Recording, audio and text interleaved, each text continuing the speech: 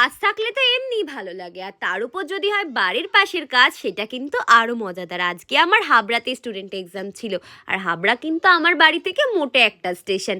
তাই জন্যই তো আজকে সকাল সকাল রেডি হয়ে চলে যাচ্ছিলাম কাজে, আর আমি অটো করেই হাবড়া যেতে পারি। গিয়ে তো দেখি সঞ্জয় দা অলরেডি এখানে একজনকে সাজাচ্ছে, আর সেটা কিন্তু ছিল সঞ্জয় দার নিজস্ব ক্লায়েন্ট।